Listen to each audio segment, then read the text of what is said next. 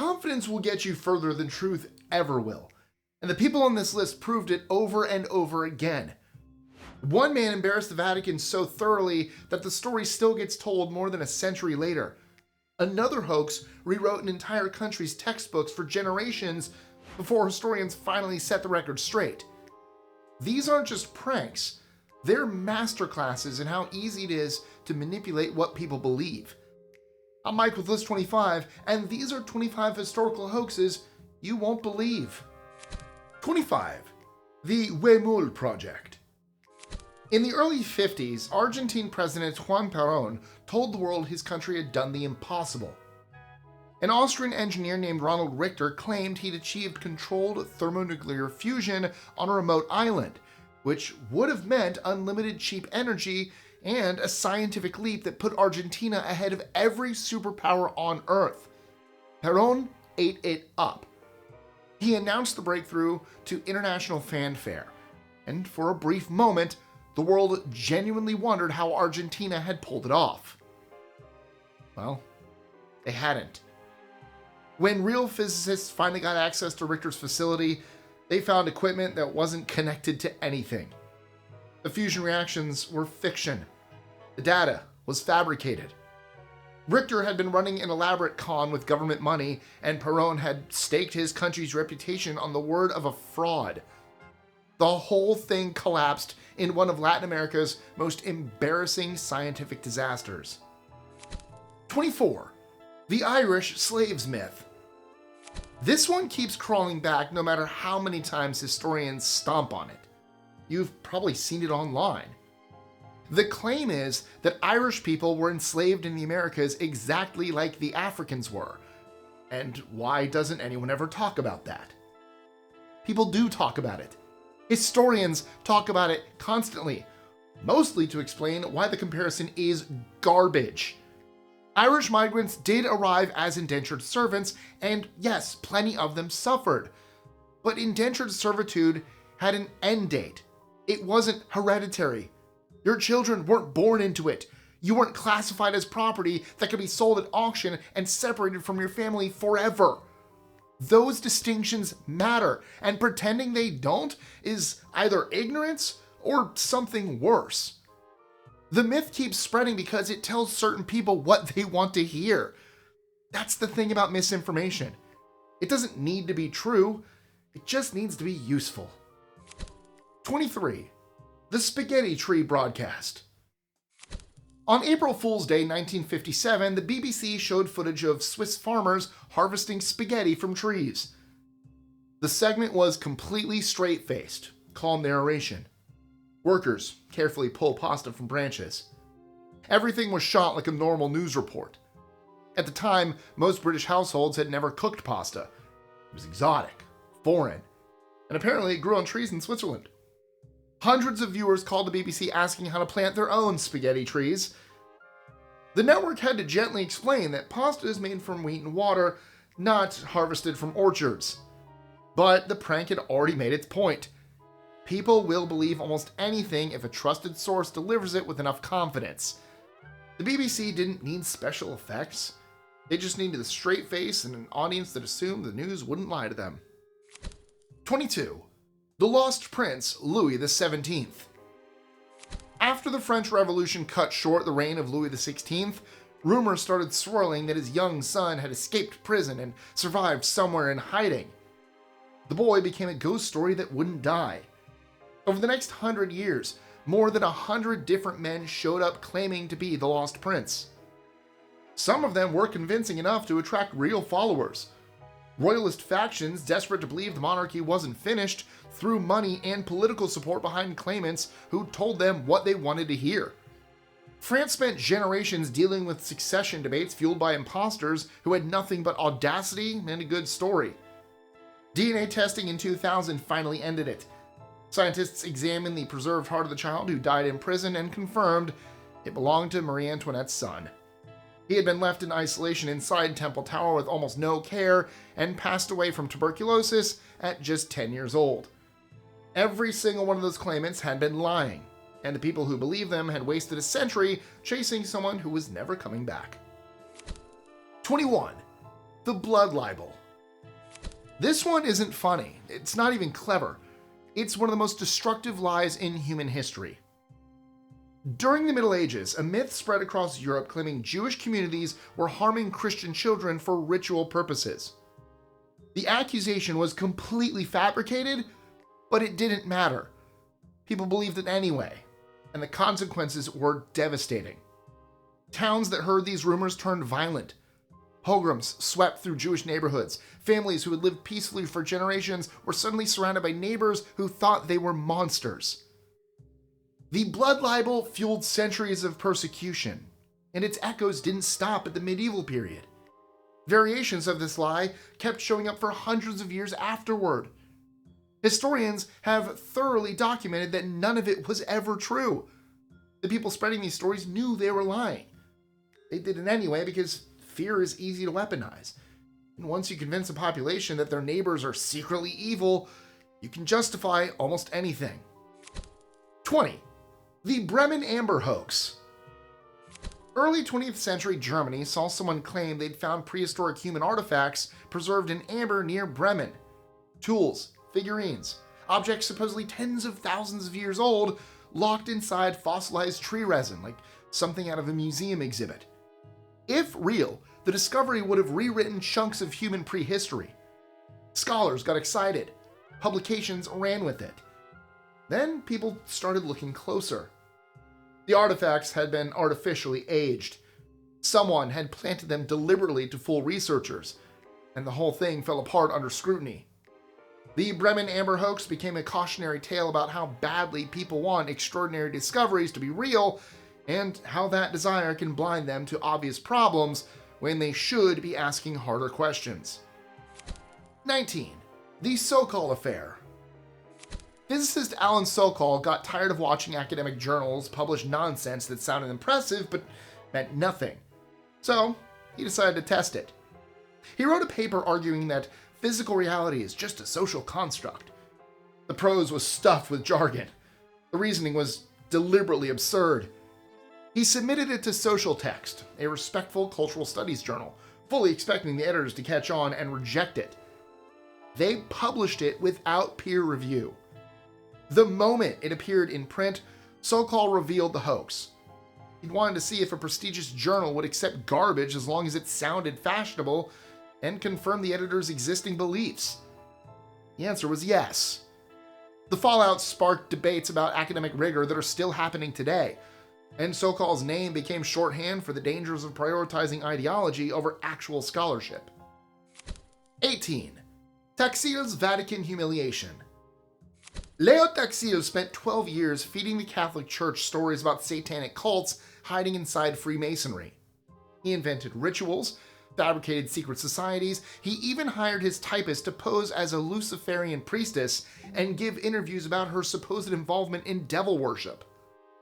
Church officials loved it so much that they praised his work publicly, endorsed his findings, and never once stopped to ask whether any of it might be made up.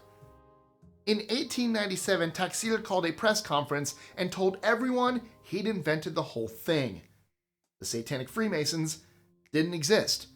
The rituals were fiction. The priestess was his employee reading from a script. Taxil had constructed an elaborate 12-year prank specifically to prove that the Vatican would believe anything that confirmed its suspicions about its enemies. The humiliation was immediate and brutal, and people still tell this story more than a century later when they want an example of institutional gullibility. 17. The Bathtub Hoax. In December 1917, journalist H.L. Mencken published an article claiming the bathtub had been invented by a man named Adam Thompson, faced fierce opposition from doctors who believed bathing was dangerous, and eventually made its way into the White House thanks to President Millard Fillmore. None of it was true. Mencken made up every word as a joke about how easily people accept authoritative-sounding nonsense. The problem is that the joke worked too well. Other publications repeated the fake history. Reference books included it, and teachers mentioned it in classrooms. Mencken eventually admitted the whole thing was a prank, but his confession barely spread at all compared to the original lie. People were still citing his invented bathtub facts decades after his death. It's become one of the go-to examples of how misinformation takes root and why corrections almost never catch up. 16. The Malley poetry hoax. Two Australian soldiers named James Macaulay and Harold Stewart thought modernist poetry was pretentious garbage, and they set out to prove it. In 1944, they invented a fictional poet named Ernest Malley, who wrote a collection of deliberately nonsensical poems by stringing together random phrases from military manuals and Shakespeare, and submitted the work to Angry Penguins, a magazine that championed experimental verse. The editors were thrilled. They published the poems and praised them as groundbreaking work full of emotional depth and artistic innovation. Macaulay and Stewart had written the whole thing as a joke in one afternoon. When they revealed the hoax, it dominated cultural debates in Australia for years. But here's the strange part. The Malley poems never really went away. Critics eventually started arguing that the work had genuine literary value regardless of how it was created.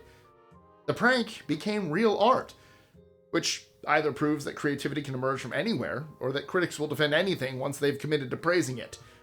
Depends on who you ask. 15. Naked Came the Stranger. In 1969, a Newsday columnist named Mike McGrady convinced 24 fellow journalists to help him prove a point about American literary taste. The plan was simple. Write the worst novel they possibly could and see if it sells anyway. Each writer contributed a chapter. They made the plot intentionally stupid. They loaded the pages with gratuitous scenes. They published it under a fake name with a fake author bio suggesting the book was scandalous confessions from a bored housewife. The New York Times reviewed it, and the novel became a bestseller. It spent 13 weeks on the charts.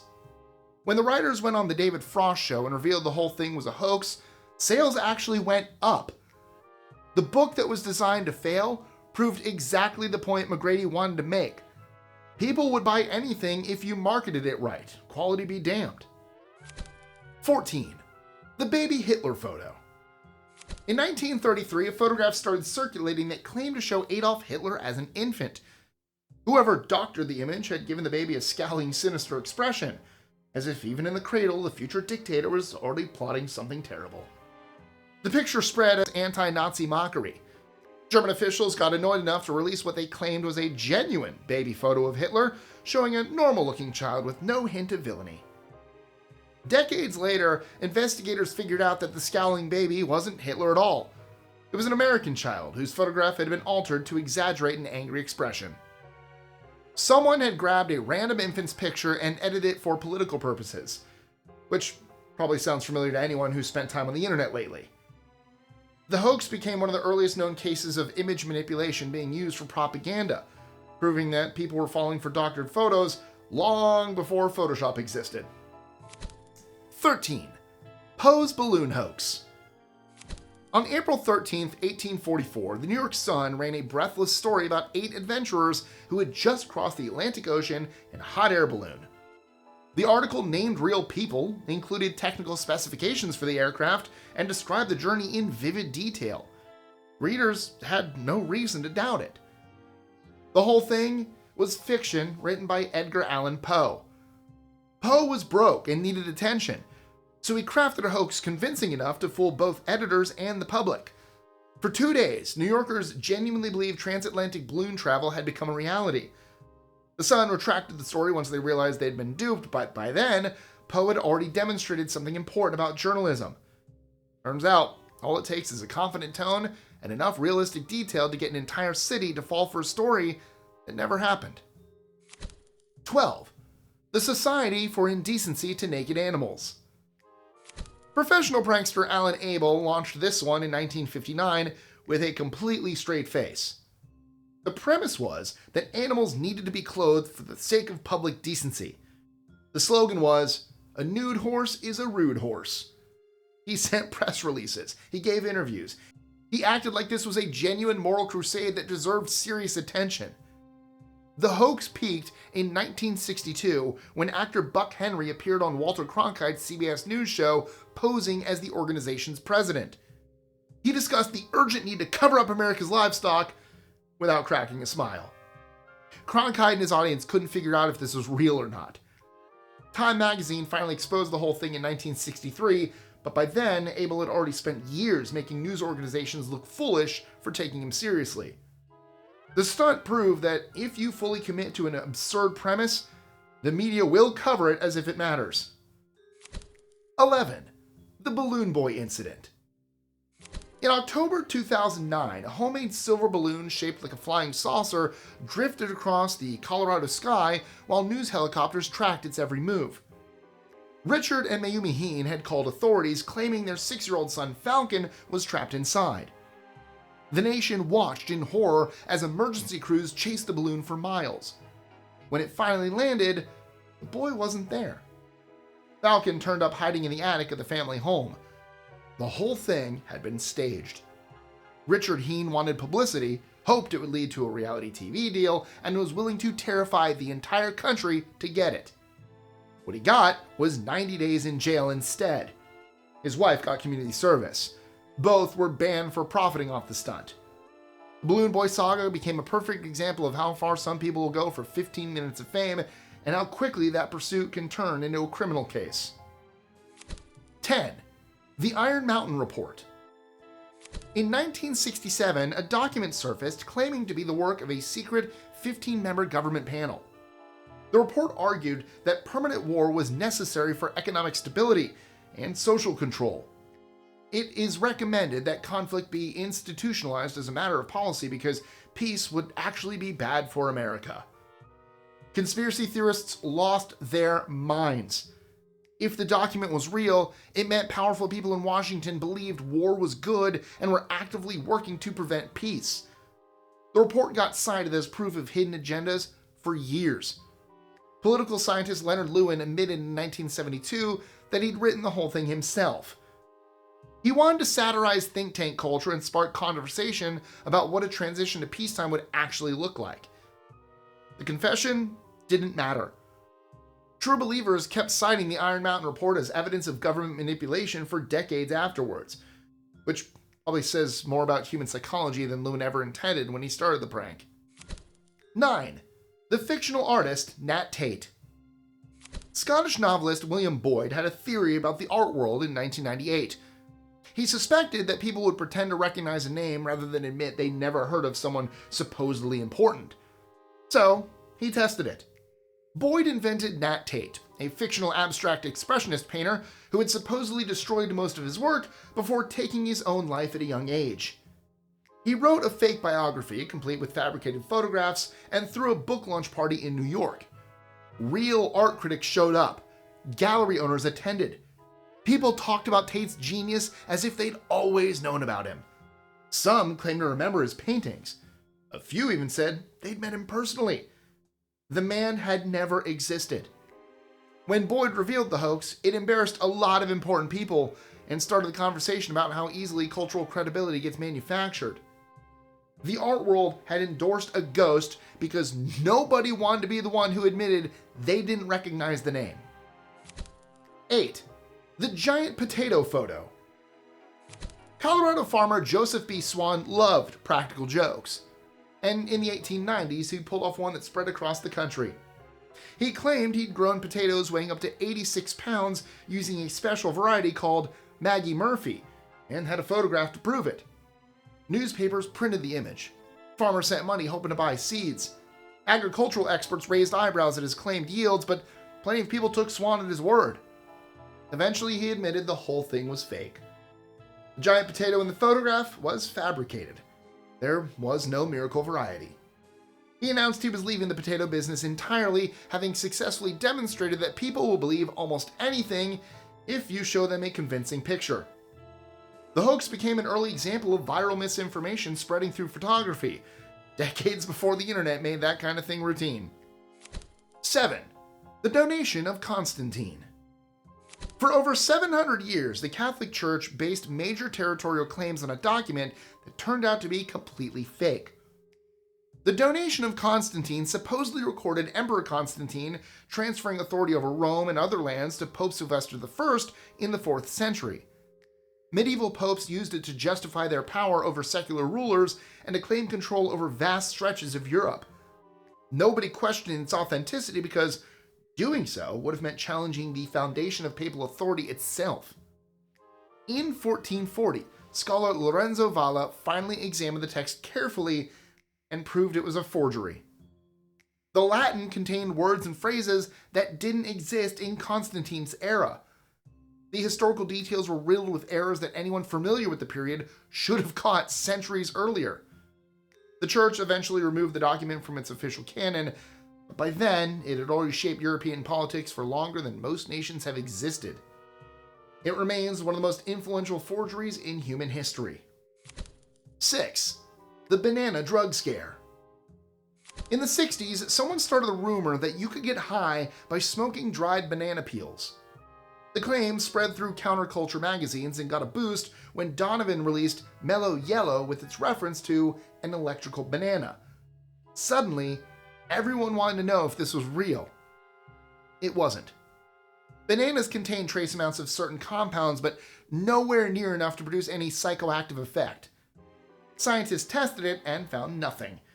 The whole thing was a hoax that somehow escaped into mainstream conversation. The strangest part is that banana sales actually increased because of the rumor. Growers benefited from a drug scare that was completely fictional. The myth kept showing up in publications for years after it had been thoroughly debunked, proving that people really want to believe that they can get intoxicated from fruit. 5. The Plainfield Teachers College football team. In 1941, stockbroker Morris Newberger and his friends invented an entire college football program from scratch. They created a school called Plainfield Teachers College, designed a roster of fictional players, including a star halfback named Johnny Chung, and started sending fake game results to New York newspapers. The whole thing was fiction from top to bottom, because Plainfield Teachers College never existed, and neither did a single game on its schedule. But the newspapers printed the scores anyway. Plainfield teachers showed up in the sports pages alongside actual teams. Newsberger even set up a phone line so reporters could call for quotes and updates about players that were completely made up. Time magazine eventually figured out the scam, but not before Plainfield had enjoyed an entire undefeated season in the public imagination. Newberger sent out one final press release announcing that the team had been disbanded because players failed their midterms. Most outlets ignored it. The hoax already proven its point about how little verification went into sports journalism. 4. The fake dictionary word that lasted 70 years. Lexicographer Rupert Hughes slipped a made-up entry into the Music Lover's Encyclopedia sometime in the early 20th century. The word was shaw, which he claimed was a Maori term meaning drum or fife. The Maori language doesn't contain the letters Z or X. Maori words always end in vowels. Anyone with a basic knowledge of the language would have spotted the impossibility immediately, but nobody checked. The fake entry sat in the encyclopedia for 70 years before scholars finally called it out. Some researchers have speculated that Hughes was encoding a personal message, probably sending kisses to someone named Joan Shaw through the fabricated word. Whether that's true or not, the hoax remains a perfect example of how even references that people trust completely can contain errors that go unnoticed for generations simply because nobody thinks to question them. 3. The Colorado Diamond Field. During the Gold Rush era, two prospectors named Philip Arnold and John Slack realized they didn't need to find anything valuable to make money. They just needed people to believe they had. They bought rough diamonds and gemstones, traveled to a remote spot in Colorado, and scattered the stones across the landscape to make it look like a natural deposit. Then they invited investors to come see the discovery for themselves. Banker William Ralston took the bait. The New York Mining and Commercial Company was formed. Stock offerings raised around $10 million from people who thought they were getting in on an American diamond boom. In 1872, geologist Clarence King investigated the site and realized almost immediately that the whole thing was a fraud. The diamonds had been planted, and the deposit was fake. But Arnold and Slack had already vanished with roughly $600,000. The Colorado diamond hoax became one of the most notorious mining scams in American history. a reminder of what happens when greed overrides the instinct to ask basic questions. 2. The climate bacteria hoax. In 2007, British author David Thorpe wanted to prove a point about confirmation bias. He created a fake scientific journal and published a bogus study claiming that underwater bacteria were responsible for global warming, not human activity. The fabricated research said these microbes emitted carbon dioxide at 300 times the rate of all human industry combined. Climate skeptics jumped on it immediately. The study told them what they wanted to hear, so they circulated it as evidence that the scientific consensus on warming was wrong. Almost nobody bothered to check whether the journal or the research actually existed. Thorpe revealed the hoax shortly afterward. His point was that people accept information uncritically when it confirms what they already believe. The experiment worked exactly as he expected, which probably should have been more alarming to everyone involved than it apparently was. 1. The Kinderhook Plates. And finally, for our last entry, we're going to 1843 Illinois. A set of 6 small brass plates covered in strange engravings turned up near the town of Kinderhook and was presented to Joseph Smith, the founder of the Latter-day Saints movement. The discovery caused immediate excitement. Here were physical artifacts that might contain ancient writings Smith could translate, potentially validating everything he'd built his religious movement around. Smith apparently took the bait. Some accounts suggest he began working on a translation. Followers got their hopes up, but the whole thing was a setup. Local residents had fabricated the plates specifically to see if Smith would claim he could read them. Modern analysis confirmed that the Kinderhook plates were 19th century forgeries with no ancient origin whatsoever. The pranksters got exactly what they wanted, and the episode has been picked apart by historians ever since as a case study in what happens when faith runs headfirst into a trap. Wow! So the Bible's really a trilogy and the Book of Mormon is Return of the Jedi? I'm interested! That's a reference. Humans are surprisingly easy to fool when they want to believe something badly enough. And that's the thread running through every single entry on this list. It didn't matter if the evidence was shaky or the story sounded ridiculous. People bought in because the lie gave them something they were already looking for. If you want more proof that we've always been terrible at spotting nonsense, click here for the 25 greatest scientific hoaxes in history. As always, like, share, comment, subscribe, hit that notification bell, and I'll see you in the next one.